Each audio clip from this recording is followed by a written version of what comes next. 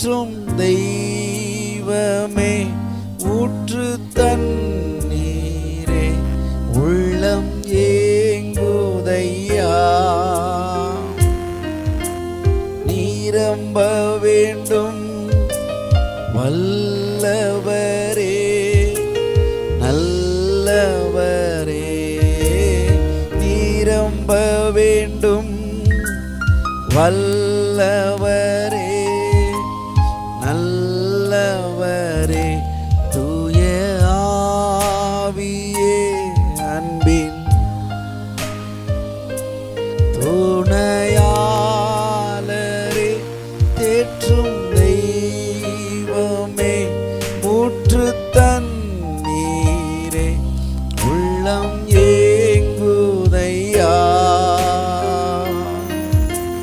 நிரம்ப வேண்டும் வல்லவரே நல்லவரே.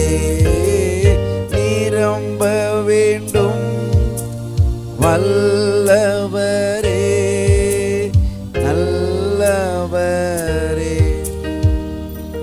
மகா இரக்கமுள்ள நல்ல பிதாவே, கர்த்தராகிய இயேசுவின் நாமத்தில் இந்த மாலை வேளையிலே மறுபடியும் நாங்கள் உங்களுடைய சமூகத்தில் வந்திருக்கிறோம். அன்றைக்கு பகலின் குளிர்ச்சியான வேளையிலே கர்த்தர் ஆதாமை தேடி வந்தது போல இந்த குளிர்ச்சியான வேளையிலே கூட கர்த்தர் எங்களை தேடி வந்திருக்கிறீர். அதை நினைத்து பார்த்து நாங்கள் உண்மை ஸ்தோத்தரிக்கிறோம், துதிக்கிறோம், வரவேற்கிறோம். கர்த்தாவே, எப்பொழுதும் கூட அந்த ஆராதனை ஆசீர்வதிங்க. முடிவு வரைக்கும் நீங்கள் பொறுப்படுத்திக் கொள்ளுங்க. கூட்டங்களுக்கும் ஜனங்களுக்கும் உடைய வார்த்தைகளுக்கு விரோதமாய் கிரியை செய்ய முயற்சிக்கிற எல்லா பிசாசின் எண்ணங்களையும் மனுஷிக எண்ணங்களையும் தடைகளையும் கட்டி அப்புறப்படுத்துகிறோம். சுதந்திரமாய் உண்மை நாங்கள் ஆராதிப்பதற்கு தேவன் எங்களுக்கு அனுகிரகம் பாராட்டுகிறதற்காக ஸ்தோத்திரம். உங்களுடைய கரங்களை ஒப்புக் கொடுக்கிறோம், வழி நடத்துங்க. இயேசு கிறிஸ்துவின் நாமத்தில் ஜெபிக்கிறோம் நல்ல பிதாவே, ஆமென். எல்லாரும் உட்காரும். ஆனந்த களிப்புள்ள உதடுகளால் போற்றி புகழுவேன் என்று சொல்லி. ஆனந்த களிப்புள்ள உதடுகளால் போற்றி புகழ்கிறேன். ஆனந்த களிப்புள்ள உதடுகளால் போற்றி புகழ்கிறேன். தேவனே நீர் என் தேவன், தேடுவேன் ஆர்வமுடன். தேவனே நீர் என் தேவன்,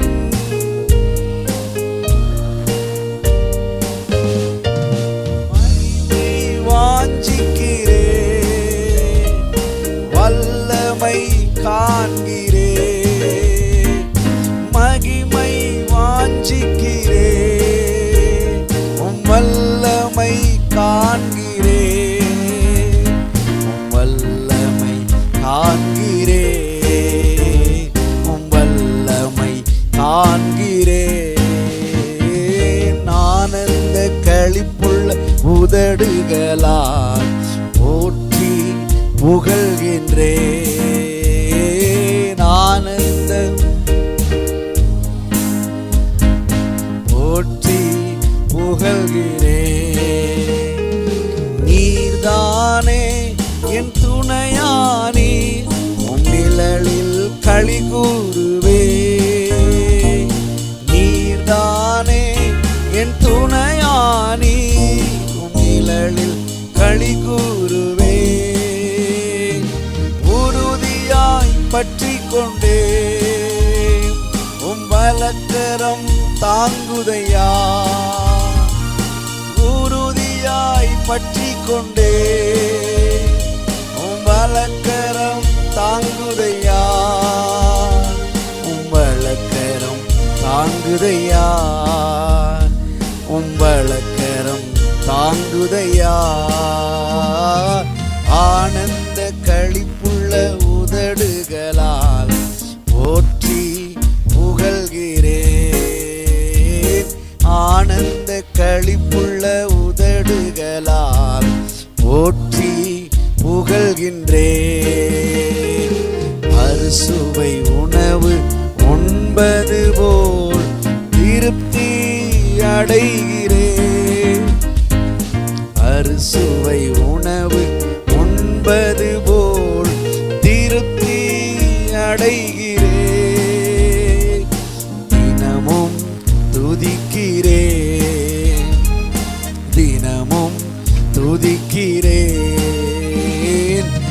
ஆனந்த களிப்புள்ள உதடுகளால் போற்றி புகழ்கிறேன். ஆனந்த களிப்புள்ள உதடுகளால் போற்றி புகழ்கிறேன். ஆனந்த களிப்புள்ள உதடுகளால் போற்றி புகழ்கின்றேன். ஆனந்த களிப்புள்ள உதடுகளால் போற்றி புகழ்கின்றேன். அல்லேலூயா. எல்லாரும் நின்று பாடலை பாடி கர்த்தரை ஆராதித்து அவரை மகிமைப்படுத்தும். ஸ்தோத்திரம் ஆண்டவரே. ஹல்லேலூயா ஹல்லேலூயா ஹல்லேலூயா ஹல்லேலூயா ஹல்லேலூயா ஹல்லேலூயா ஹல்லேலூயா ஹல்லேலூயா ஹல்லேலூயா ஹல்லேலூயா. Thank you Lord. Hallelujah hallelujah hallelujah hallelujah hallelujah hallelujah hallelujah hallelujah hallelujah hallelujah hallelujah hallelujah hallelujah hallelujah hallelujah hallelujah. கிருபையே நாங்கள் உம்மை உயர்த்துகிறோம். நல்லவரே, கிருபை நிறைந்தவரே. ஓ ஹல்லேலூயா ஹல்லேலூயா ஹல்லேலூயா. ஓ ஹல்லேலூயா. Thank you Jesus. இயேசுவே உம்மை உயர்த்துகிறோம். கிருபையின் தேவனே, நல்ல தேவனே, நல்ல தேவனே, நன்மை செய்கிறவரே, உம்மை உயர்த்துகிறோம். கிருபையானவரே, நாங்கள் உம்மை ஸ்தோத்தரிக்கிறோம். கிருபைக்காக நாங்கள் உம்மை துதிக்கிறோம். ஹல்லேலூயா ஹல்லேலூயா ஹல்லேலூயா ஹல்லேலூயா ஹல்லேலூயா. ஓ ஹல்லேலூயா ஹல்லேலூயா ஹல்லேலூயா ஹல்லேலூயா ஹல்லேலூயா ஹல்லேலூயா ஹல்லேலூயா ஹல்லேலூயா ஹல்லேலூயா ஹல்லேலூயா ஹல்லேலூயா ஹல்லேலூயா ஹல்லேலூயா ஹல்லேலூயா ஹல்லேலூயா.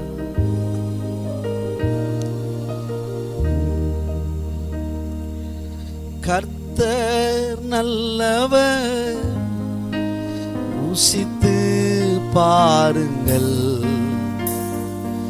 யுத்தத்தில் வல்லவர், யோசித்து பாருங்கள். கர்த்தர் பெரியவர், துதித்து பாடுங்கள். அவர் நல்லவர், அவர் வல்லவர், அவர் பெரியவர். அவர் நல்லவர், அவர் வல்லவர், அவர் பெரியவர். கர்த்தர் நல்லவர், கர்த்தர் நல்லவர், ருசித்து பாருங்கள். யுத்தத்தில் வல்லவர், யோசித்து பாருங்கள். கர்த்தர் பெரியவர், துதித்து பாடுங்கள். அவர் நல்லவர், அவர் வல்லவர், அவர் பெரியவர். அவர் நல்லவர், அவர் வல்லவர், அவர் பெரியவர். உன்னதமானவர், மறைவில் இருப்பவன், சர்வ வல்லவர், நிழலில் தங்குவான். உன்னதமானவர், மறைவில் இருப்பவன், சர்வ வல்லவர், நிழலில் தங்குவான். அவர் சிறகுகளால் உன்னை மூடுவான். அவர் செட்டையில் அடைக்கலம் புகுவாய். அவர் சிறகுகளால் உன்னை மூடுவார்.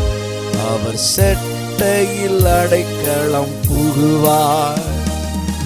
உன்னதமானவர் மறைவில் இருப்பவன், சர்வ வல்லவர் நிழலில் தங்குவான். உன்னதமானவர் மறைவில் இருப்பவன், சர்வ வல்லவர் நிழலில் தங்குவார். அவர் சிறகுகளால் உன்னை மூடுவார். அவர் செட்டையில் அடைக்கலம் புகுவாய். அவர் சிறகுகளால் உன்னை மூடுவார். செட்டையில் அடைக்கலம் புகுவார். வல்லமையானவர் கரத்தில் இருப்பவன், வாழ்வில் மேன்மையை அடைந்தே வாழுவான். வல்லமையானவர் கரத்தில் இருப்பவன், வாழ்வில் மேன்மையை அடைந்தே வாழுவான். அவர் கிருபையினால் உன்னை நிரப்பிடுவார். அவர் மகிமையில் தங்கிடுவாய். அவர் கிருபையினால் உன்னை நிரப்பிடுவார். அவர் மகிமையில் தங்கிடுவாய். கர்த்தர் நல்லவர், ருசித்து பாருங்கள். யுத்தத்தில் வல்லவர், யோசித்து பாருங்கள். கர்த்தர் பெரியவர், துதித்து பாடுங்கள். அவர் நல்லவர், அவர் வல்லவர், அவர் பெரியவர். அவர் நல்லவர், அவர் வல்லவர், அவர் பெரியவர். அவர் நல்லவர், அவர் வல்லவர், அவர் பெரியவர். அவர் நல்லவர், அவர் வல்லவர், அவர் பெரியவர்.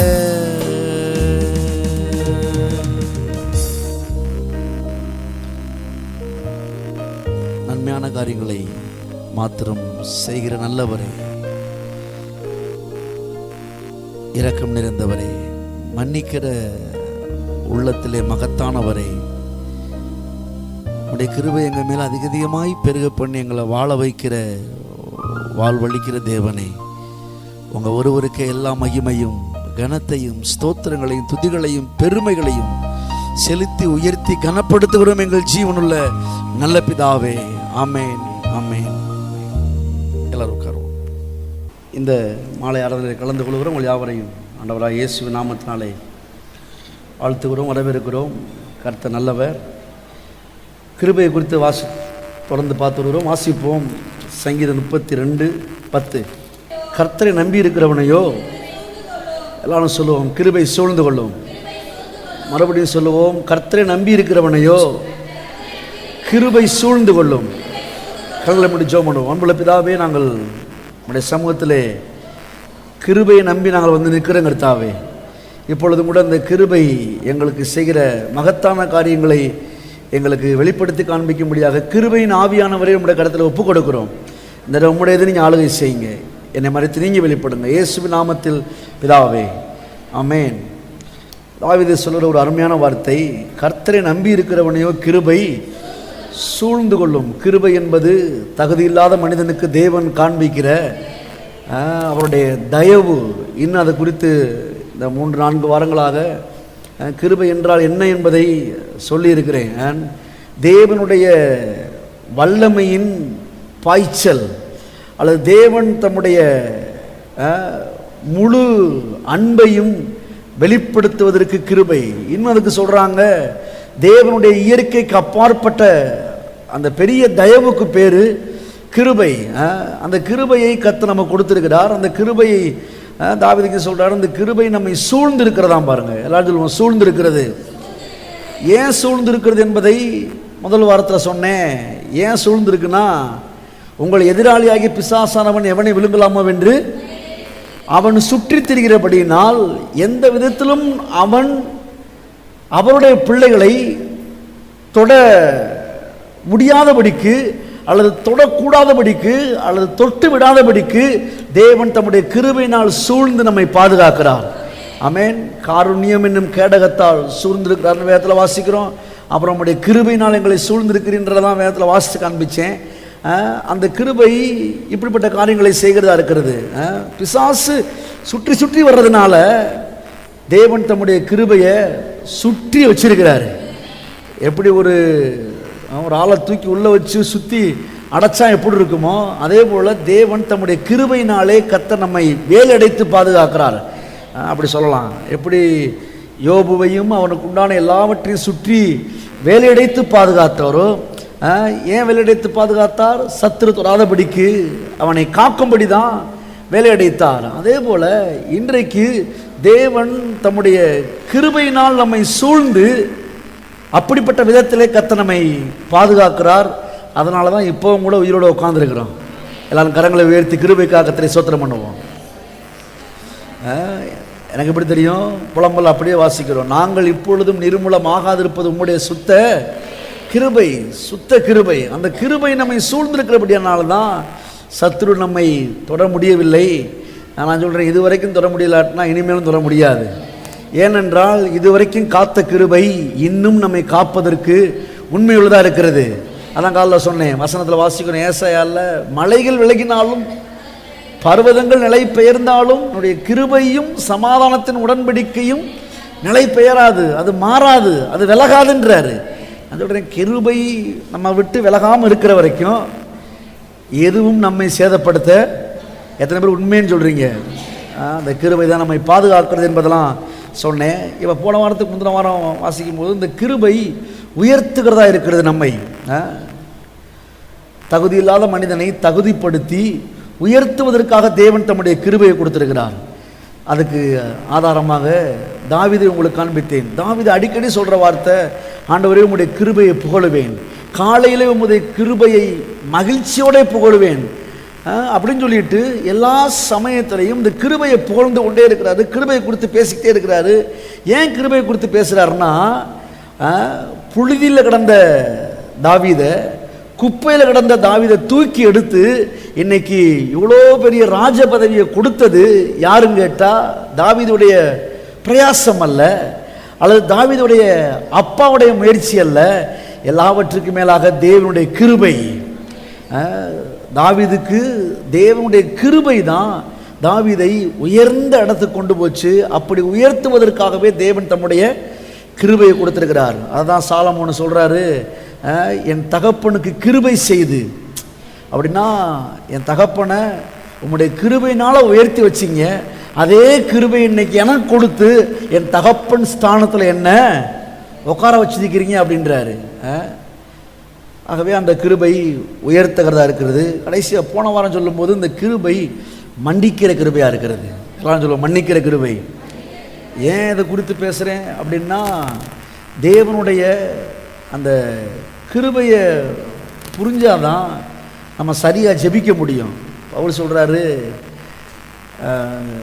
இயேசுவை அறிகிற அறிவின் மேன்மைக்காக நான் எல்லாவற்றையும் குப்பையும் நஷ்டமும் என்று எண்ணுகிறேன்றாரு. ஏன் அந்த இயேசுவை அறிஞ்சு கொள்ளணும்? ஏன்னு கேட்டால், கர்த்தர் எப்படிப்பட்டவர் என்ற அந்த அறிவு தான் நம்மை சரியாய் ஜெபிக்க வைக்கும், நம்மை சரியாக தேவனிடத்தில் எதையாகிலும் கேட்க வைக்கும், சரியாக அவரை ஆராதிக்க அவருக்குள்ள வாழ உதவி செய்கிறது. கர்த்தரை அறிகிற அறிவு தான்.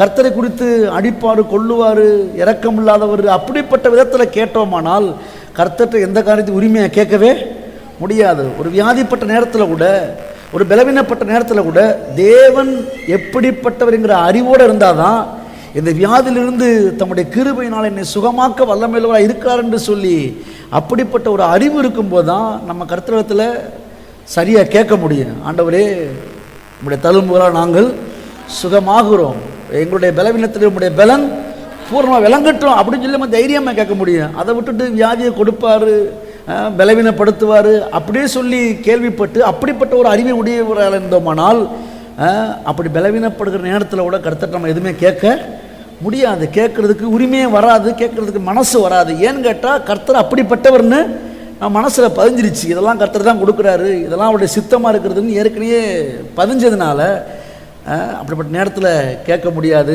ஜெபிக்க முடியாது, சரியானபடி தேவ சமூகத்தில் ஜெயிப்பதற்கு நமக்கு மனதே இல்லாமல் போயிடும். அதனால தான் நம்முடைய தேவனை குறித்து அறிந்து கொள்வது ரொம்ப முக்கியமாக இருக்கிறது. தேவன் கிருபை உள்ளவர். கரங்களை உயர்த்தி கர்த்தரை ஸ்தோத்திரம் பண்ணுவோம். தேவன் கிருபை உள்ளவர், இரக்கம் உள்ளவர், மன்னிக்கிறவர், 1000 தலைமுறைக்கும் இரக்கத்தை காண்பிக்கிறவர். இவரை போல மன்னிப்பதில் வல்லல் யாருமே உலகத்தில் கிடையாது. ஒருத்தன் கேட்குறான் வந்து, என் சகோதரன் எனக்கு விரோதமாக இப்படி பண்ணிட்டான் ஆண்டவரே, நான் அவனை மன்னிச்சிட்டேன், இன்னும் எத்தனை முறை நான் மன்னிக்கணும்? அப்போ கற்று சொல்கிறாரு, 7-70 முறை. நான் சொல்லுவேன், தேவனுடைய வார்த்தை ஒரு நாளைக்கு தான் செல்லுபடியாகும். அப்போ மறுநாள் அது புது விதத்தில் வேலை செய்கிறதா இருக்கிறது.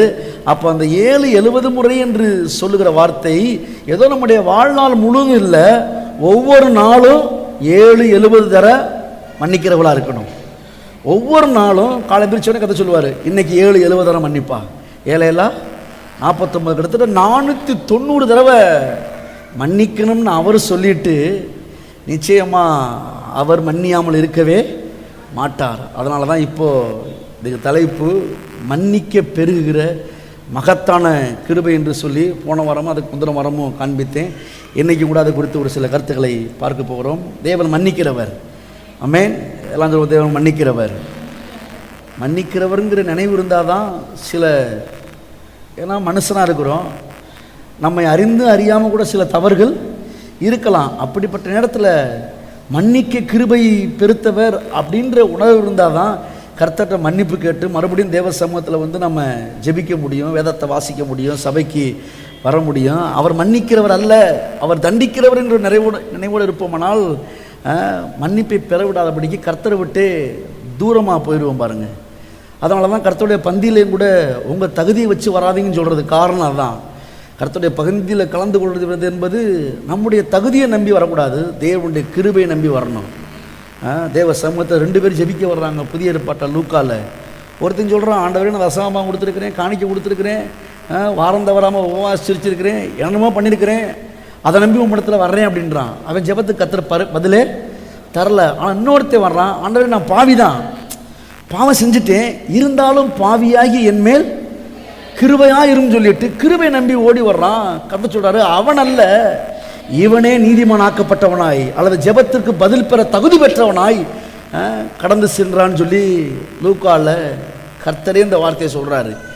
ஆகவே கிருபை என்பது ரொம்ப முக்கியமான ஒரு காரியம். அதனால தான் இந்த கிருபையின் செய்தியை நான் தைரியமாய் பேசுகிறேன், ரொம்ப மகிழ்ச்சியாக பேசுகிறேன். ஏனென்றால் இந்த கிருபையை குறித்து கேட்க கேட்க கேட்க இன்னும் கிறிஸ்துவின் அன்பு நமக்குள்ளே பற்றி எரிய ஆரம்பிக்கும். கிறிஸ்துவோடு இன்னும் சேர்ந்து இருக்க இந்த கிருபையின் சத்தியங்கள் உங்களுக்கு உதவியாக இருக்கும் என்று நான் நினைக்கிறேன். ஆகவே கிருபையின் சத்தியத்தை தொடர்ந்து கேளுங்கள். தாவீது கூட தவறு செய்யும்போது, இதெல்லாம் போன வாரத்தில் சொல்லியிருக்கிறேன், தாவீது கூட தவறு செஞ்ச உடனே சங்கீதம் 51 ஃபஸ்ட்டு சொல்கிற அவர் வார்த்தை, உம்முடைய கிருபையின்படி எனக்கு இறங்கும். சங்கீதம் 51 பத்சேபாள் இடத்துல கொடூரமான பாவத்தை செய்து அந்த பாவத்தின் மூலமாக அவருக்குள்ள மனசாட்சி துடிக்குது, அடிக்குது.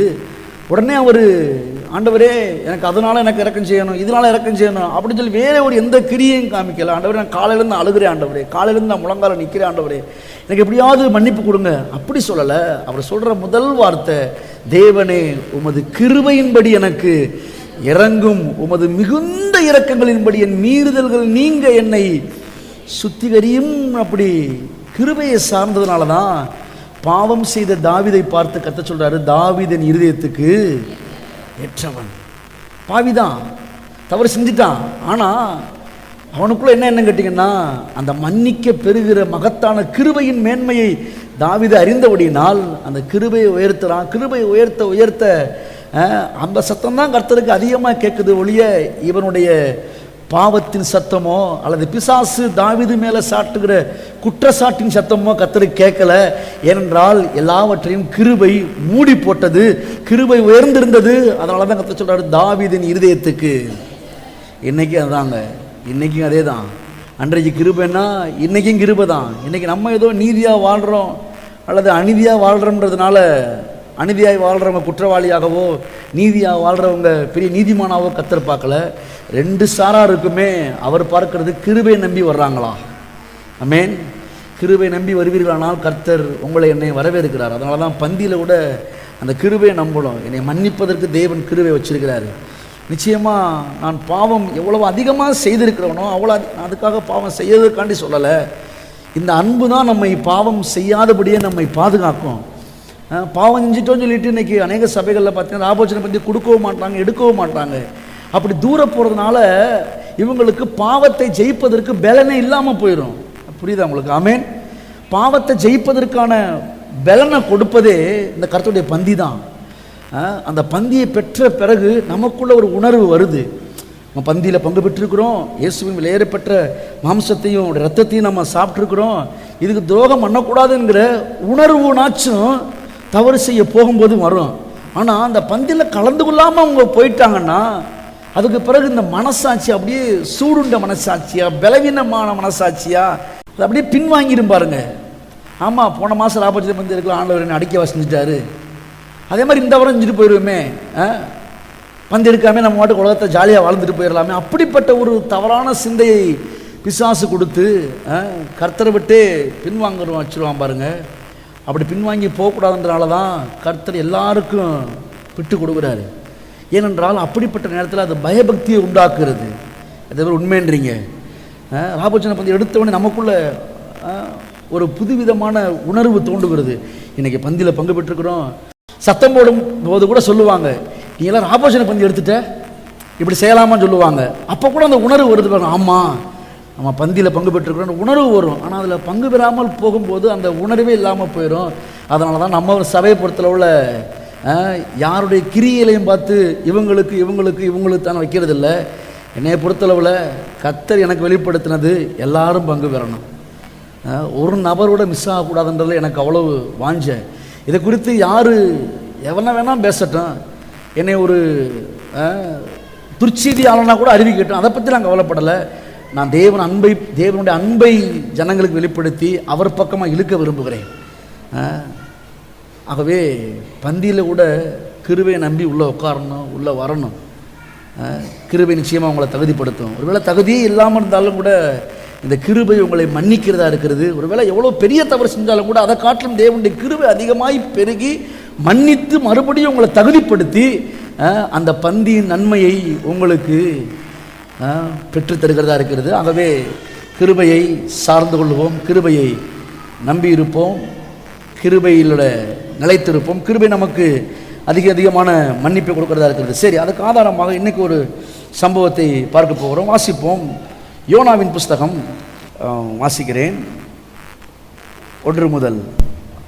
அமித்தாத்தாயின் குமாரனாகிய யோனாவுக்கு கர்த்தருடைய வார்த்தை உண்டாகி, அவர், நீ எழுந்து மகா நகரமாகிய நினிவேவுக்கு போய் அதற்கு விரோதமாய் பிரசங்கி, அவருடைய அக்கிரமம் என் சமூகத்தில் எவ்வளோ பெருகி இருக்கு பாருங்க, அக்கிரமம் பெருகி இருக்கிறது என்றார். அப்பொழுது யோனா கர்த்தருடைய சமூகத்துக்கு நின்று விலகி தர்சீசுக்கு ஓடி போகும்படி எழுந்து யோப்பாவுக்கு போய் தர்சீசுக்கு போகிற ஒரு கப்பலை கண்டு கூலி கொடுத்து தான் கர்த்தருடைய சமூகத்தில் நின்று விலகும்படி அவர்களோடே தர்சீசுக்கு போக கப்பல் ஏறினான். கர்த்தர் சமுத்திரத்தின் மேல் பெருங்காற்றை வரவிட்டால் அதனால் கடலிலே கப்பல் உடையும் என்று நினைக்கத்தக்கதாக பெரிய கொந்தளிப்பு உண்டாயிற்று. கர்த்தர் நினிவேவுக்கு போடா அப்படின்றாரு. அவர்களுக்கு விரோதமாக பிரசங்கி அவங்களுடைய பாவம் அதிகமாக இருக்குது, ஆகவே அவர்களுக்கு விரோதமாக பிரசங்கி அப்படின்னு சொல்லி கர்த்தர் யோனாவை கட்டளையிடுறாரு. யோனா பார்த்திங்கன்னா நினிவேவுக்கு போகாமல் எங்கே போகிறாரு? தர்சீஸுக்கு போகிறாரு. ஏன் கர்த்தருடைய வார்த்தைக்கு கீழ்ப்படியாமல் இப்படி யோனா போனார் என்றால், அதுக்கு அடுத்த பதில வாசித்து பார்த்திங்கன்னா கர்த்தரை பொறுத்தளவில் இன்னும் சொல்ல போனால் யோனா கர்த்தருடைய கிருபையை கொஞ்சம் அதிகமாக அறிந்தவர். இதை நாம சொல்கிறீங்க, கர்த்தருடைய கிருபையும் அவருடைய மன்னிக்கிற அந்த மனதையும் அவருடைய இரக்க குணத்தையும் யோனா ரொம்ப தெளிவாக அறிஞ்சதுனால கர்த்தர் இப்படி சொல்லுவார்.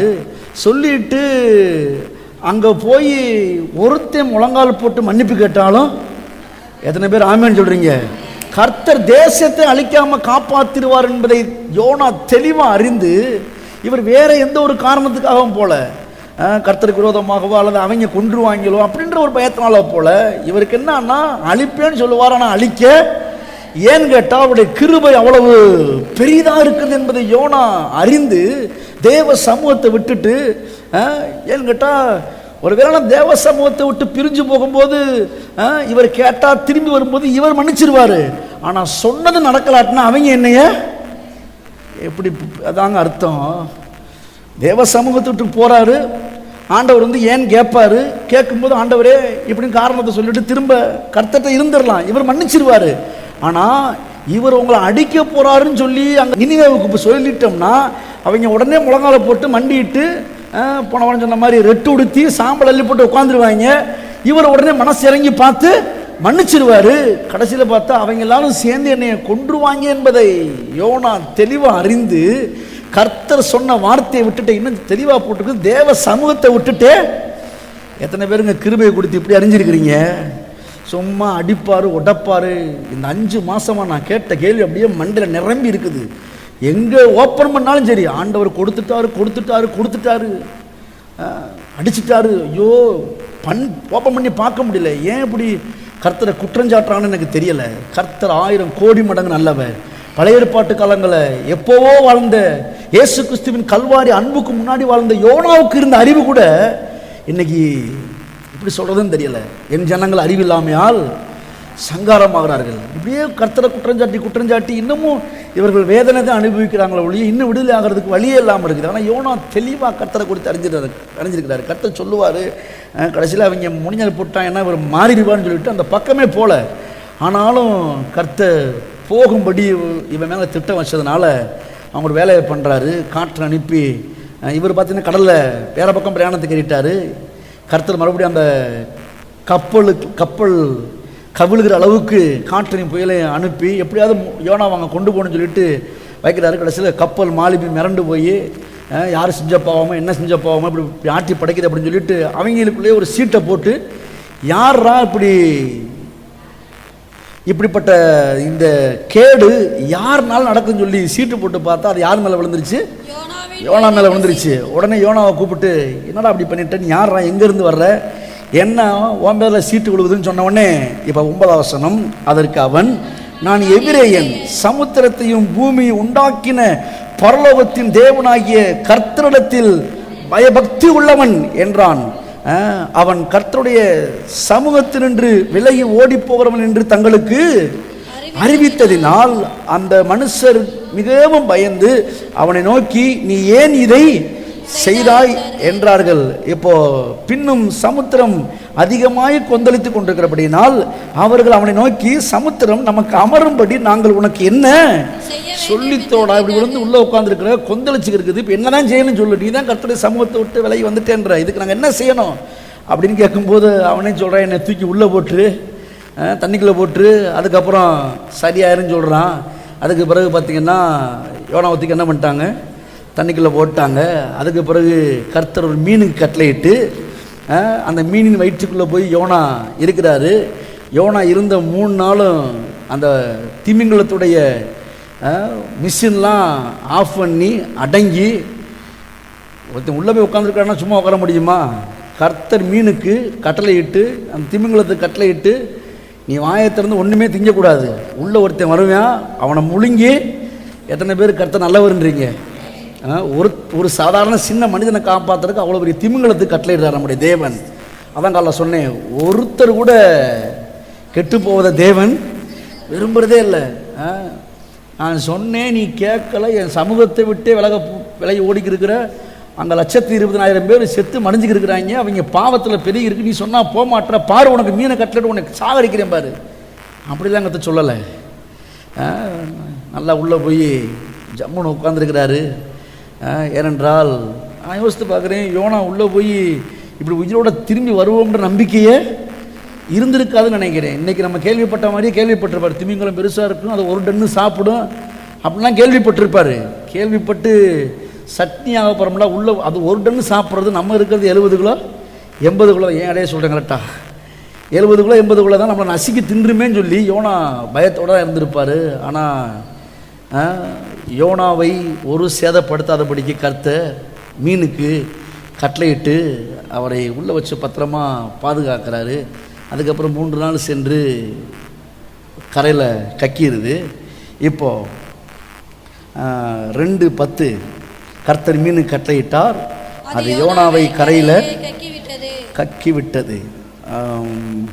3ஆம் அதிகாரம் 1ஆம் வசனம், 2ஆம் தரம் கர்த்தருடைய வார்த்தை யோனாவுக்கு உண்டாகி அவர், நீ எழுந்து மகா நகரமாகி நினிவேவுக்கு போய் நான் உனக்கு கற்பிக்கும் வார்த்தையை அதற்கு விரோதமாய் பிரசங்கி என்றார். யோனா எழுந்து கர்த்தருடைய வார்த்தையின்படி நினிவேவுக்கு போனான். நினிவே 3 நாள் பிரயாண விஸ்தாரமான மகா பெரிய நகரமாக இருந்தது.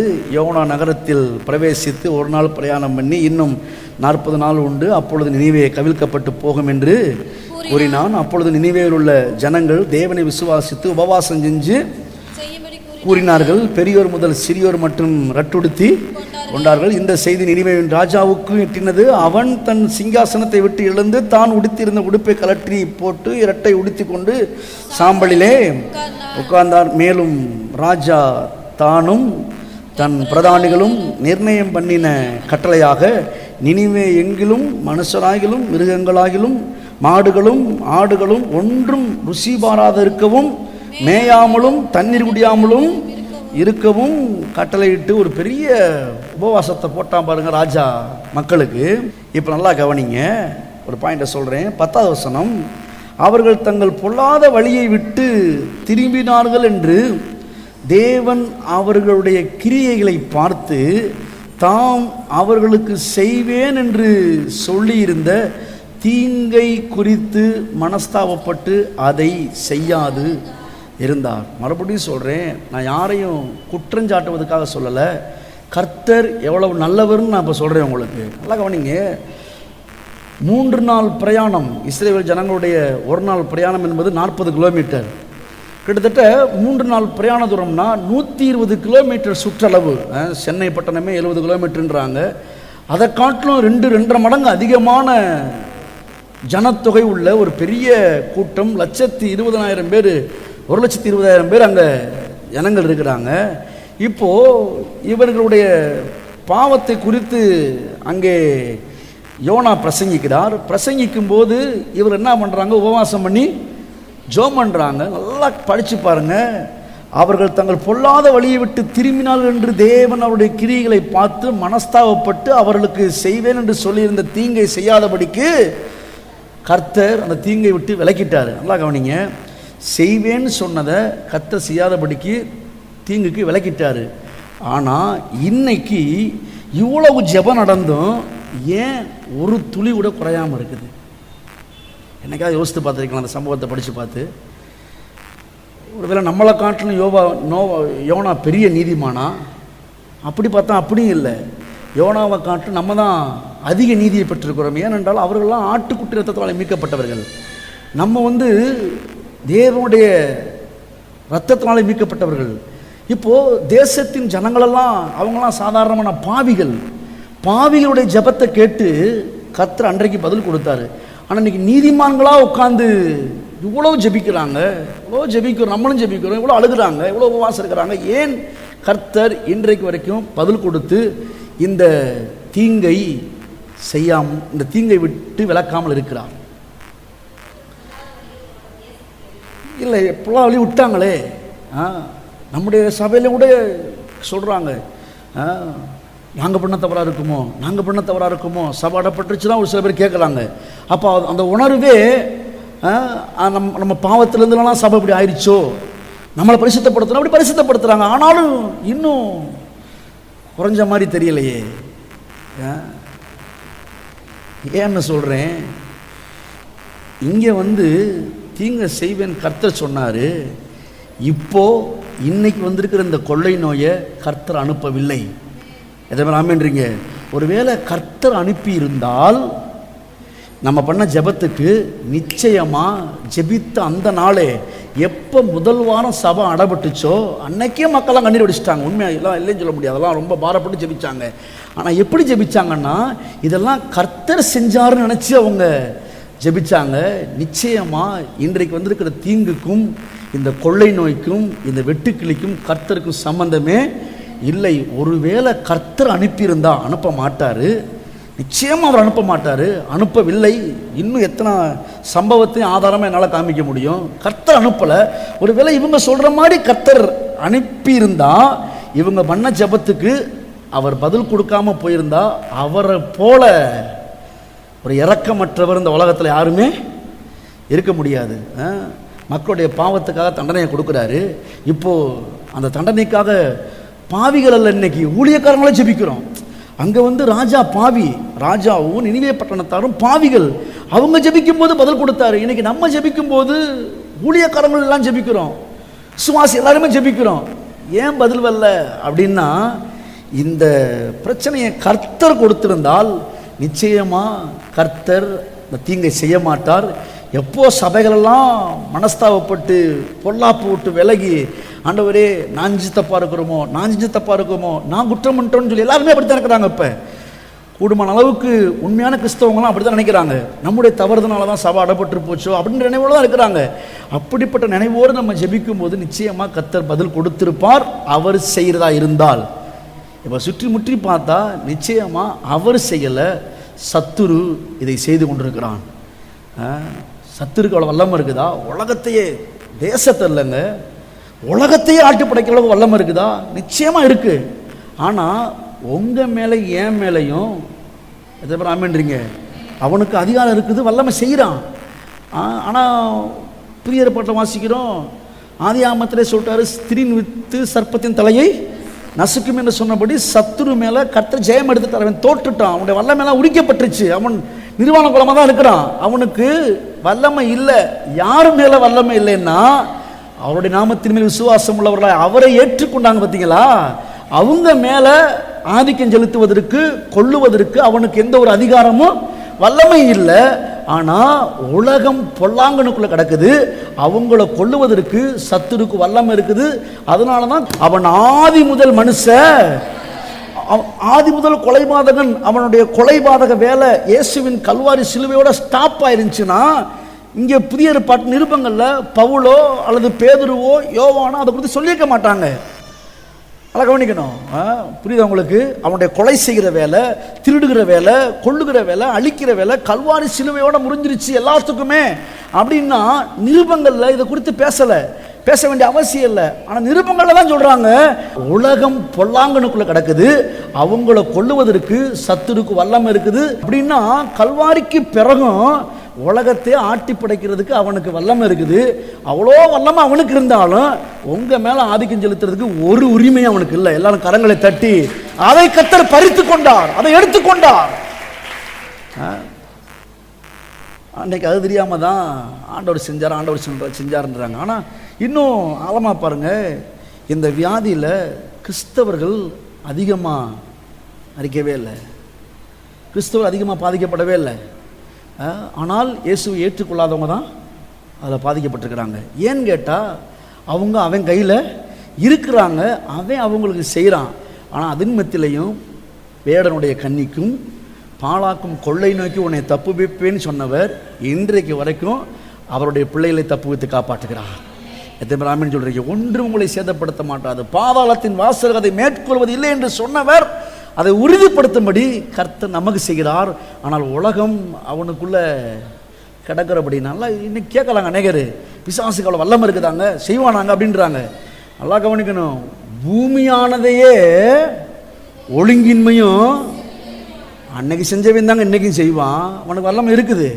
ஆனால் யார் மேலே வல்லமை இல்லைன்னா நிச்சயமாக சொல்கிறேன், உங்கள் மேலேயும் உங்கள் பிள்ளைகள் மேலேயும் உங்கள் சொத்துக்கள் மேலேயும் உங்களுடைய ஆடு மாடு மிருக ஜீவன்கள் மேலேயும் ஒரு வல்லமையும் அதிகாரமும் இல்லை. ஆனால் மற்ற எல்லாத்தின் மேலேயும் அவனுக்கு அதிகாரம் இருக்கிறது. ஜனங்கள் அடிமையாக இருக்கிறார்கள். ஆகவே ஆதிக்கம் செலுத்தி அப்படிப்பட்ட காரியங்களை செய்கிறான். ஆகவே தான் தேவன் அதன் மத்தியிலையும் இப்படியெல்லாம் இவங்க ஜெபிக்கிற அப்படின்னால் அவருடைய பிள்ளைகளை கர்த்தர் பாதுகாக்கிறார். அதில் எந்த மாற்றம் இல்லை. ஆனாலும் தேசத்துக்காக நம்ம ஜெபிக்கிறோம் இல்லைன்னு சொல்லலை. நிச்சயமாக மாறும். கர்த்தர் பலமாக கிரியை செய்வார். ஆனால் இப்போது வந்திருக்கிற அந்த வியாதிக்கு கர்த்தர் காரணர் இல்லை. மறுபடியும் சொல்கிறேன், கர்த்தர் தான் இந்த கொள்ளை நோயை கொடுத்துருப்பார் அப்படின்னா ஜெபித்த அந்த முதல் நாளே பதில் வந்திருக்கணும். எவ்வளவு உபவாசம், எவ்வளவு பிரயாசம், எவ்வளவு கண்ணீர், எவ்வளவு முழங்கால். டிவி ஓப்பன் பண்ணால் இதுக்காக தான் ஜெபம் பண்ணுறாங்க. இதெல்லாம் கேட்காம போகிறதுக்கு அவர் என்ன கல் நெஞ்சு பிடிச்சவரா, இறக்கமற்றவரா, அவருக்கு மனதிற்குமே இல்லையா? அவருடைய பிள்ளைகள் தீங்குக்காக மனஸ்தாகப்பட்டு ஜெபிக்கும்போது கேட்காம இருக்கிறாருன்னா அவ்வளவு ரத்த குடிக்கும், அவர் உயிரை குடிக்கிறவரா? இல்லைங்க, நிச்சயமாக அவர் செஞ்சிருப்பாரானால் நம்ம பண்ண ஜெபத்துக்கு உடனே கர்த்தர் பதில் கொடுத்துருப்பார். அப்போ இன்றைக்கி வரைக்கும் இதுக்கு பதில் வரலன்னா அதுக்கு காரணம் சத்துரு கிரியை செய்து கொண்டிருக்கிறோம். வசனத்தை வாசிப்போம். வெளிப்படுத்தல் 12 வெளிப்படுத்தல் 12 ஆகையால் பரலோகங்களே அவைகளில் வாசமா இருக்கிறவர்களே களி கூறுங்கள். நல்லா கவனிக்கிறீங்களா? பரலோகங்களே, அந்த பரலோகத்தில் வாசமா இருக்கிறவர்களே நீங்க களி கூறுங்க. பூமியில் உள்ள பூமியிலும் சமுத்திரத்திலும் குடியிருக்கிறவர்களே ஐயோ. ஏன்னா பிசாசானவன் தனக்கு கொஞ்ச காலம் மாத்திரம் உண்டென்று அறிந்து, என்ன கொஞ்ச காலம், கர்த்தர் வரப்போறாருன்றது அவனுக்கும் தெரியுது. இயேசு வருவேன்னு சொன்னார்ல, அவர் எப்போ வரப்போறாருன்னு தெரியாது.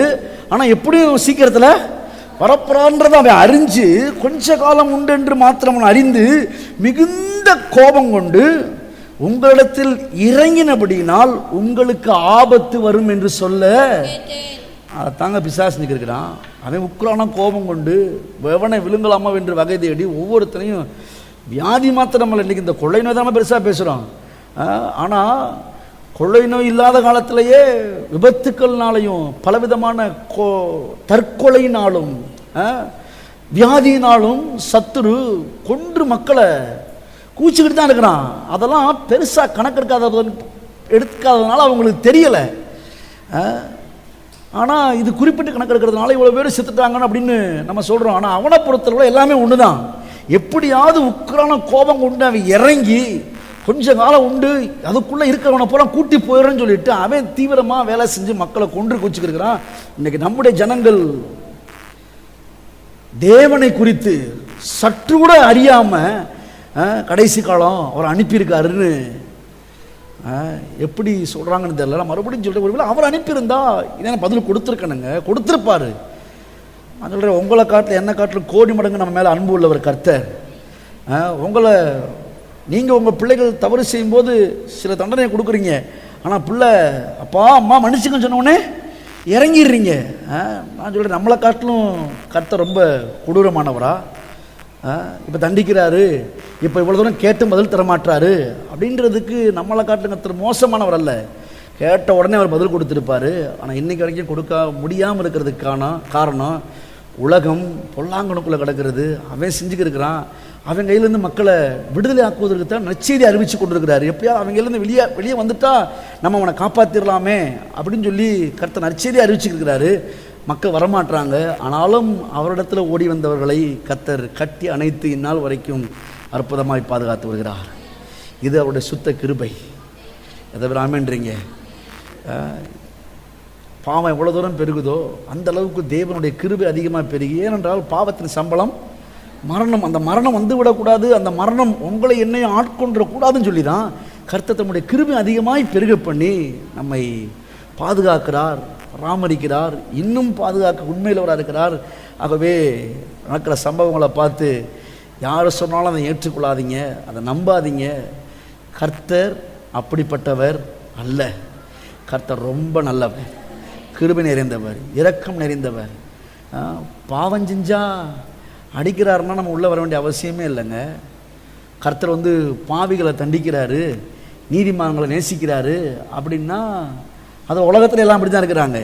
ஆனால் இவரை பொறுத்தளவில் நீதிமான்களை மாத்திரமல்ல, பாவிகளையே சிநேகிக்கிறவர், பாவிகளின் சிநேகிதர், பாவிகளை நேசித்து அவனுக்கு தன்னுடைய அன்பை காட்டி எப்படியாவது அந்த பாவத்திலிருந்து அவனை விடுதலையாக்க வேண்டும் என்று தான் கர்த்தர் துடிக்கிறார ஒழிய.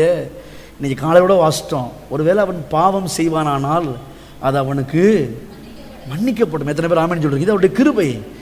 பாவம் செஞ்சானால் அவனுக்கு மன்னிக்கப்படும் தான் அவர் சொல்லியிருக்கிறாரு. அப்படித்தான் அவர் செய்தாரு ஒழிய பாவம் உலகத்தில் பெருகிறதுனால இன்றைக்கு கர்த்தர் தண்டிக்கிறது இல்லை. மறுபடியும் யோனாவுக்கு போவோம். இப்போ 4 அதிகாரம், யோனா 4:1. யோனாவுக்கு இது மிகவும் விசனமா இருந்தது. ஏன் என்ன விசனமா இருந்துச்சு? மேலே பார்த்தீங்கன்னா, அவர்கள் தங்கள் பொல்லாத வழியை விட்டு திரும்பினார்கள் என்று தேவனுடைய கிரிகளை பார்த்து அவர்கள் செய்வேன் என்று சொல்லியிருந்த தீங்கை குறித்து மனஸ்தாபப்பட்டு அதை செய்யாதிருந்தார்.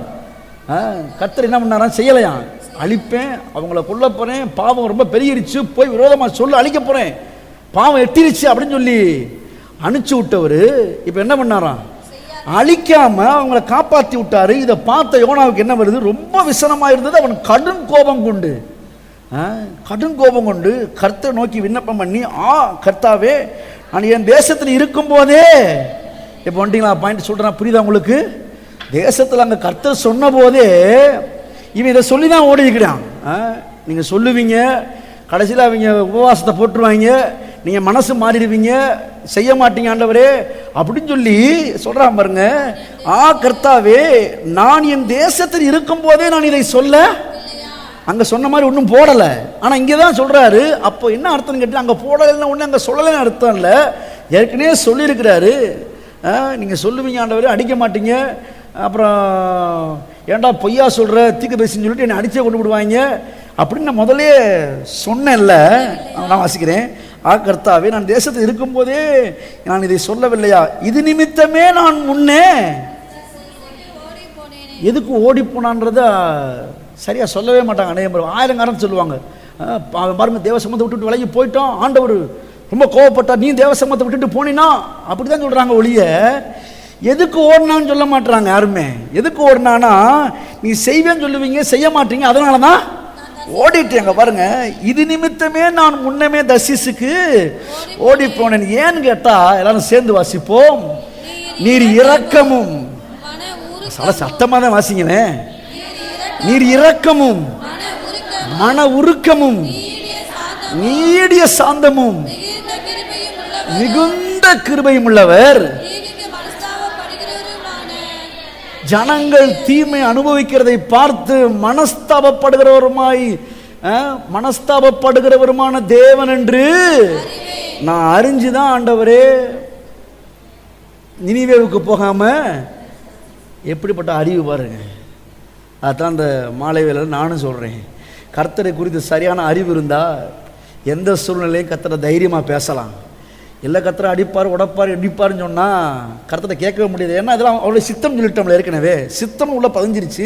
இந்த வழியாக நடத்துவார், இந்த உபத்திரபத்தின வழியாக, இந்த கொள்ளை நோய் வழியாக, இந்த இந்த இந்த இந்த விட்டி பூச்சின் வழியாக நடத்துவார்னு நம்ம கேள்விப்பட்டதுனால அது வரும்போது ஆமாம் ஆண்டவர் நடத்துவார், அப்படி நம்மளும் உலகத்தில் ஒத்துட்டானாங்க போகணும் அப்படின்னு நம்ம சொல்கிறோம். ஆனால் அவர் சொல்கிறாரு, உலகத்துக்கு ஒத்த வேஷம் தெரியாதீங்க, அவங்க பேசுகிற மாதிரி நீங்கள் பேசாதீங்க, நீங்கள் வேறு மாதிரி பேசுங்க, வேறு மாதிரி சிந்திங்கன்றாரு. ஏனென்றால் அவங்களுக்கு வர்ற மாதிரி நமக்கு வராதபடி காப்பதற்கு தேவன் தம்முடைய கிருபையால் நம்மை சூழ்ந்திருக்கிறார். இவ்வளோ நல்லவர் பாருங்க. இதெல்லாம் அறிஞ்சேன் அப்படின்றார் யோனா. நீங்களும் அதை அறிந்து கொண்டு அந்த கிருபையை புரிந்து கொண்டு உங்கள் வாழ்க்கையில் எல்லா காரியத்தையும் செய்வீர்களானால் நிச்சயமாக சொல்கிறேன், ஒருவேளை சில காரியங்கள் எதிராக நடக்கும்போது தைரியமாக ஆண்டவர்கிட்ட கேட்கலாம், ஆண்டவரே உங்களுடைய கிருபையை சார்ந்திருக்கிறேன், ஆனாலும் என் காரியங்கள் எப்படி மாறி போகுது, உங்களுடைய கிருபை நான் நினச்சதை பெறும்படி என்னை தகுதிப்படுத்துவதாக. ஒருவேளை நான் தவறு செஞ்சிருப்பேன், ஆனால் என்னை மன்னித்து என்னை சரியான பாதையில் நடத்துங்க ஆண்டவரே. ஏன் எனக்கு இவ்வளவு சோதனைகள், ஏன் இவ்வளவு கஷ்டங்கள், ஏன் இவ்வளவு நஷ்டங்கள், ஏன் எனக்கு வியாதி வருது, ஏன் இந்த பிளவினை வருது, ஒருவேளை நான் எதையாலும் உமக்கு பிரியமில்லாமல் செஞ்சுருக்கிறேன்னா, அல்லது உம்மை விட்டு நான் பிசாசனத்தில் போயிட்டேன்னா, நீ கிருபை நிறைந்தவரே, மன்னிக்கிறவராச்சே, மன்னிங்க ஆண்டவரே, மறுபடியும் உங்களுடைய சமூகத்தில் வர்றேன், மறுபடியும் நீங்கள் எனக்கு குறித்ததை என் வாழ்க்கையில் எப்படி நிறைவேற்றுங்க அப்படின்னு சொல்லி தேவ சமூகத்தில் ஒப்பு கொடுப்பீங்கனால், நான் சொல்லுகிறேன், அது சரியான அறிவு இருந்தால் தான் அப்படி செய்ய முடியும். சரியானபடி கர்த்தரை அறிஞ்சிருந்தால் தான் தேவ சமூகத்தில் மறுபடியும் ஒப்புரவாக முடியும். அதுக்கு பிறகு கர்த்தர் யோபுவை இரட்டத்தனையாக ஆசீர்வதிச்சது போல இது வரைக்கும் கிடைக்காத ஆசீர்வாதங்களை கர்த்தர் இனிமேல் இரட்டத்தனையாக, எத்தனை பேர் கரங்களை உயர்த்தி சத்திரம் பண்ணுவீங்க? இரட்டத்தனையாக, இரட்டத்தனையாக, வெட்கத்துக்கு பதிலாக ரெட்டிப்பான, எத்தனை பேர் உண்மைன்றீங்க? ஒரு முறை வெட்கம் அடைஞ்சிட்டோம் அப்படின்ன உடனே அந்த நேரத்தில் ஏன் வந்துச்சு, எதுக்கு வந்துச்சு, எப்படி வந்துச்சு அப்படி யோசிக்கிற காட்டிலும், ஆண்டவரே இந்த காரியம் நடந்துச்சு ஏன்னு தெரியலை, ஆனாலும் உங்களுடைய கிருபையினால எனக்கு இரக்கத்தை காண்பீங்க. ஒருவேளை நான் கூட தவறி இருப்பேன், ஆனால் என்னுடைய தவறுதலின்படி, என்னுடைய கிரியின்படி எனக்கு உதவி செய்யாமல் உங்களுடைய கிருபையின்படி எனக்கு இறங்குங்கன்னு சொல்லி நீங்கள் தைரியமாக ஜெபிப்பீங்கன்னா, நான் சொல்கிறேன், அந்த வெட்கப்பட்ட காரியத்தில், வெட்கப்பட்ட தேசத்தில் கர்த்தர் கீர்த்தியும் புகழ்ச்சியுமாக ரெட்டிப்பான பலனை கட்டளையிடுவதற்கு தேவன் ஆயத்தமாய் காத்து கொண்டிருக்கிறார். எல்லாம் கரங்களை தட்டி கர்த்தரை ஸ்தோத்திரம் பண்ணுவோம்.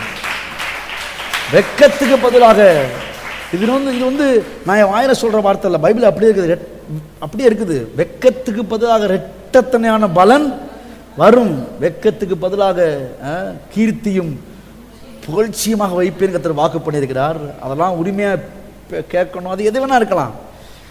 ஒருவேளை நீங்கள் கூட இந்த கால வேலையில், ஒருவேளை இந்த காணொலி மூலமாய் பார்த்து கொண்டிருக்கிறவர் கூட சில காரியங்கள் தவறு நிலைமையில், சில காரியங்களை இழந்த நிலைமையில், சில பிரச்சனை சூழ்ந்த நிலைமையில் நீங்கள் கேட்டுக்கொண்டிருக்கலாம்.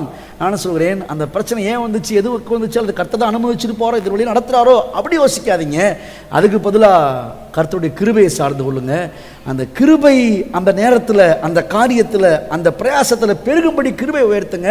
ஒருவேளை உங்கள் தவறுதல்னால கூட சில எதிர்மறையான காரியம் நடந்திருக்குமானால், கர்த்தர் அந்த தவறுகளையும் மன்னித்து, காலையில் வாசித்தது போல அவன் பாவம் செய்திருப்பானாலும் அது அவனுக்கு மன்னிக்கப்பட்டு, அது மறக்கப்பட்டு, மறுபடியும் தேவன் தம்முடைய கிருபையினால உங்களை தகுதிப்படுத்தி எதெல்லாம் உங்களுக்கு கொடுக்கணும்னு நினைச்சாரோ, இப்படி சொல்லுவேன், எதெல்லாம் நீங்க கர்த்தர்ட்ட கேட்டீங்களோ, எதெல்லாம் எனக்கு வேணும் என்று நீங்க ஜெபத்தில் வேண்டிக் கொண்டீர்களோ, அதெல்லாம் கொடுப்பதற்கு தேவன் இன்றைக்கும் உண்மையுள்ளவராய் இருக்கிறார், இருக்கிறார், இருக்கிறார். ஆகவே கிருபையை சார்ந்து கொள்ளுவோம். எனக்கு அதுதான், உங்களுக்கும் அதுதான். இது ஒரு அப்படியே அந்த சம்பவத்தை வாசித்து முடிச்சிருவோம். அப்படியே இப்போ அடுத்து பார்த்தீங்கன்னா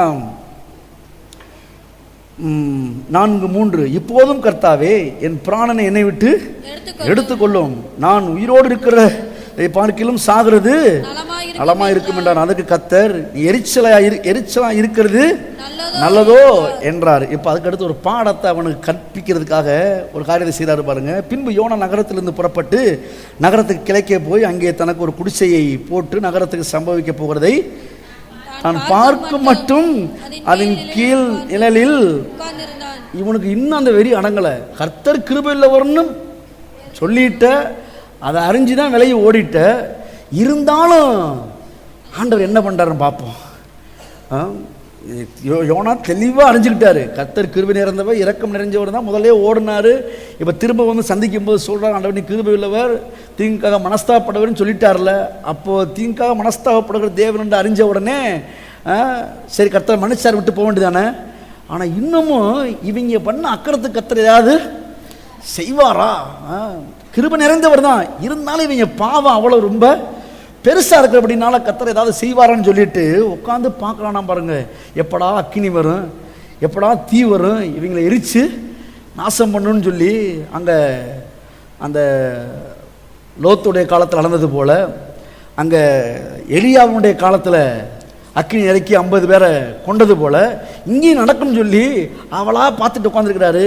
இப்போ ஆண்டவர் வந்து அதுக்கு ஒரு பாடத்தை கற்றுக் கொடுக்குறாரு பாருங்க. இப்போ 6வது வசனம், யோனாவுடைய தலையின் மேல் நிழல் உண்டாயிருக்கவும் அவனுடைய மனமடிவுக்கு நீங்களாக்கவும் தேவனாகிய கர்த்தர் ஒரு ஆமணக்கு செடியை முளைக்க கட்டளையிட்டு அதை அவன் மேல் ஓங்கி வளர பண்ணி அந்த ஆமணக்கின் மேல் யோனா மிகவும் சந்தோஷப்பட்டான். பார்த்தீங்கன்னா அடிக்கிற வெயிலில் ஒரு கூரசத்தில் உட்காந்துருக்கிறாரு. அதுக்கு பிறகு கர்த்தர் ஒரு பெரிய ஆமணக்கு செடியை உடனே முளைப்பிக்க பண்ணி அதை பெரிய ஓங்கி வளர செய்து படர செய்து நல்லா நிழல் கொடுக்க வச்சிருக்கிறாரு. இப்போ 7வது வசனம், மறுநாளிலே கிழக்கு வெளுக்கும் நேரத்தில் தேவன் ஒரு பூச்சியை கட்டளையிட்டார். அது ஆமணக்கு செடியை அரித்து போட்டது. அதனால் அது காய்ந்து போயிற்று. சூரியன் உதித்த போது தேவன் உஷ்ணமான கீழ்காற்றை கட்டளையிட்டார். அப்பொழுது வெயில் அவன் தலையில படுகிறதுனால் அவன் சோர்ந்து போய் தனக்குள்ளே சாவை விரும்பி, நான் உயிரோடு இருக்கிறதை பார்க்கிலும் சாகிறது நலமாயிருக்கும் என்றான். அப்பொழுது தேவன் யோனாவை நோக்கி, நீ ஆமணக்கு நிமித்தம் எரிச்சலாய் இருக்கிறது நல்லதோ என்றார். அதற்கு அவன், நான் மரண பரியந்தமும் எரிச்சலாய் இருக்கிறது நல்லதுதான் என்றான். ஆமாண்டவர், நீங்கள் செஞ்ச வேலைக்கு நான் சாக வரைக்கும், ஆமாம் சொல்லி செஞ்சாமல் போயிட்டீங்கல்ல, எவங்கிட்ட போய் சாகிறத காட்டு, இப்படியே சாகிறது நல்லதுன்னு நினைக்கிறேன், இப்படி எரிச்சாக நல்லது ஆண்டவர், நீங்கள் சொல்லி ஏன் செய்யலை அப்படின்னு ரொம்ப கோபத்தை கத்தத்தை பேசுகிறான் பாருங்க. அதற்கு கர்த்தர் அருமையாக கத்தர் பேசுகிறத பாருங்க, நீ பிரயாசப்படாததும். எத்தனை பேர் ஆமென் சொல்லுவீங்க?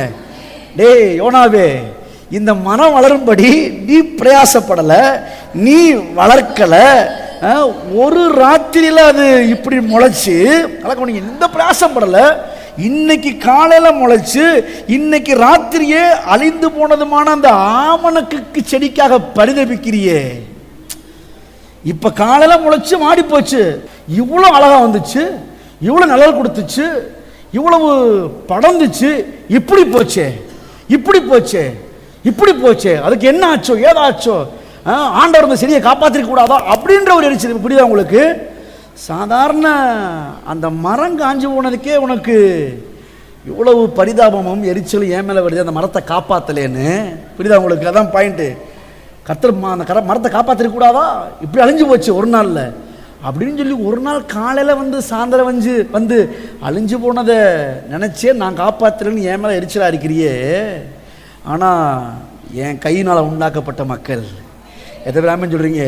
என் கை வண்ண கலையினால் என்னுடைய ஆசையெல்லாம் கொட்டி அருமையாய் செய்து முடித்த ஒரு அற்புதமான படைப்பு தாண்டா மனுஷன். அந்த மனுஷன் சாக போகிறான்னா நான் எப்படா பரிதேபரியாமல் இருப்பேன்? எத்தனை பேர் கரங்களை தட்டி கத்திர சத்திரம் பண்ணுவீங்க?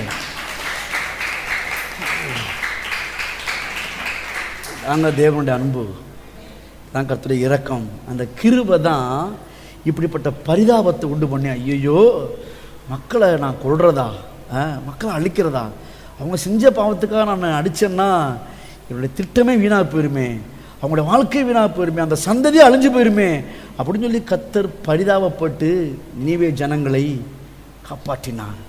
இதெல்லாம் உண்டானதுக்கு காரணம் இவர் கிருபையும் இரக்கமும் நீடிய சாந்தமுமாக இருந்தபடினால் மக்களுக்காக பரிதபித்து அவர்கள் பாவத்தை பார்க்கிலும் தேவனுடைய கிருபை அதிகமாய் பெருகி, ஆமென், அந்த கிருபை அதிகமாய் பெருகினதுனால தான் வானபரியந்த எட்டின அந்த பாவத்தை தண்டிக்க முடியலை. புரியுதா உங்களுக்கு? வானபந்தம் என் சமூகத்தை வந்து எட்டியிருக்கின்றாரு. அப்போ அந்த பாவம் அந்த அளவுக்கு எட்டியிருக்குன்னா நான் சொல்லுகிறேன் அதற்கு ஒருபடி மேலே. ஏனென்றால் அப்படித்தான் ரோமரில் வாசிக்கிறோம், பாவம் செய்கிற இடத்தில் தேவனுடைய கிருபை பெருகிட்டுன்னு போடல, அதிகமா. அப்படின்னா அந்த பாவத்துக்கு மேல சமூகத்துக்கு வந்து எட்டளவுக்கு பாவம் போயிருச்சு. ஆனா சமூகத்து அளவுக்கு கிருபை பெருகினதுனால அவருக்குள்ள மனஸ்தாபமும் மன்னிக்கிற உள்ளமும் துடித்து ஜனங்களை பார்க்கும்போது அழிக்கக்கூடாது, என் கையினால் உண்டாக்கப்பட்டவங்க, நான் சிருஷ்டித்தவர், நிச்சயமா அழிச்சிடக்கூடாதுன்னு சொல்லி கர்த்தர் மனஸ்தாபப்பட்டு சொல்லுவேன் அழிப்பேன்னு சொன்ன வார்த்தையை கர்த்தர் அழிச்சு ஜனங்களை அழிக்காமல் காப்பாற்றினார். இதாங்க தேவன். எத்தனை பேர் தேவ சமூகத்தில் தைரியமாக ஜெபிக்கலாம் தேவ அன்பை புரிந்து கொண்டு. ஏன் நான் சொல்கிறேன்னா, இதெல்லாம் அறிந்தாதான் நமக்கும் சில எதிர்மறையான காரியங்கள் வரும்போது இதாக இருக்குமோ கர்த்தர் அனுமதிச்சிருப்பாரோ அப்படி யோசிக்காம கர்த்தர் சமூகத்தில் ஆண்டவரே நடக்குது, எனக்கு விரோதமாக இருக்குது, சில காரியங்கள் எனக்கு எதிராக இருக்குது, என் சூழ்நிலை கொஞ்சம் ஒரு மாதிரி இருக்குது ஆண்டவரே, ஆனாலும் உங்களுடைய கிருபை என் இருக்கிறது, எல்லா பிரச்சனைகளையும் தகர்த்து போடட்டும், சத்துருடைய சகல வல்லமையை மேற்கொள்ளட்டும், எனக்கு வழியை உண்டாக்கட்டும் அப்படின்னு சொல்லி தைரியமாக ஜெபிக்க முடியும். அப்படி ஜெபிக்கும் போது நிச்சயமாக நீங்கள் செய்யாத வேலையை தேவனுடைய கிருபை எத்தனை பேர் நிச்சயமாக செய்ய முடியுங்க? நிச்சயமாக செய்யும். அதுக்கு தான் அந்த கிருபை கொடுத்து பேசுகிறேன். இதுக்குத்தான் சங்கீதம் 32:10 வாசித்தோம், நீதிமான்களுக்கு தேவனுடைய கிருபை. எத்தனை பேர் இப்போ கிருபையாக கர்த்தருக்கு நன்றி செலுத்துறீங்க? இதுக்கு தான் இப்படிப்பட்ட வேலைகளை செய்யும்படி தான் கிருபை நம்மை சூழ்ந்திருக்கிறது. ஆகவே நாமும் அந்த கிருபையை சுற்றியே வாழ்வோம். மற்றவங்களுடைய கிரியைகளை சூழ்ந்துடக்கூடாது, கிரியைகளை சார்ந்துடக்கூடாது. எப்போதும் கிருபையை நம்பி இறக்கத்தை நம்பி நான் வாழும்போது எல்லா காரியத்திலையும், சபையின் காரியங்களில், குடும்ப காரியங்களில், உங்கள் வேலை காரியங்களில், எல்லா காரியங்களையும் கிருபையை நம்புங்க. நிச்சயமாக அந்த காரியத்தை பெரும்படியான தகுதி இல்லாட்டினாலும் கிருபை நம்மை தகுதிப்படுத்தி, அவங்களுக்கு வாழ தகுதியே இல்லை, பாவம் உச்சகட்டமாயிடுச்சு, வாழ தகுதியே இல்லை, வாழுக்குன்னு அவங்களுக்கு இல்லவே இல்லை நினிவே பட்டணத்துக்கு. ஆனாலும் அந்த கிருபை தான் மறுபடியும் அவர்களை வாழ தகுதிப்படுத்தி அவர்களை காப்பாற்றி ஜீவனோடு வைத்தது. ஆகவே நமக்கும் அந்த கிருபை இருக்கிறபடினால் நம்முடைய எல்லா காரியங்களையும் நாம் வெற்றி பெறும்படி நம்மை தகுதிப்படுத்தி நல்ல ஒரு வாழ்க்கையை வாழ வைக்கும்படி இந்த கிருபை நம்மை சூழ்ந்திருக்கிறது. ஆகவே கிருபையை சார்ந்து கொள்வோம். தாவீதை போல ஒவ்வொரு நாளும் கிருபையை புகழுவோம், கிருபையை உயர்த்துவோம். நிச்சயமாக யோனாவுடைய சம்பவத்தில் நினிவே பட்டணத்துக்கு ஜனங்களுக்கு தேவனுடைய கிருபை எப்படி பெருகி வாழ வச்சிச்சோ, அதே போல் உங்களை என்னை இந்த கிருபை வாழ வைக்கும், ஆயுஷ் நாட்களை பூர்ணப்படுத்தும், எல்லா காரியங்களையும் சாதகமாக்கி கொடுக்கும், சாத்தியமாக்க கொடுக்கும். மறந்துடாதீங்க, வெட்கப்பட்டதுக்கு பதிலாக இரட்டத்தினாக பலன் வரும். எதை மறுபடியும் கரங்களை தட்டி ஒரு விசை கடைசியாக கர்த்தருடைய ஆவியான உணர்த்துகிறார். வெட்கத்துக்கு பதிலாக, உங்கள் அவமானத்துக்கு பதிலாக இரட்டத்தினான நல்ல பலன் வரும். எத்தனை பேர் ஆமீன் சத்தமாக சொல்லுவீங்க? எல்லாம் சொல்லுவோம், இரட்டத்தினான பலன் வரும். நீங்கள் ஒன்றில் தோத்திருப்பீங்க, அந்த காரியத்தில் இரட்டத்தினையாக கர்த்தர் வெற்றிய. ஆமீன் சத்தமாக சொல்லுங்களேன். ஆமீன். இரட்டத்தினான பலன் வரும். கடமை உயர்த்தி மறுபடியும் சொல்லுவோம், இரட்டத்தினான பலன் வரும்.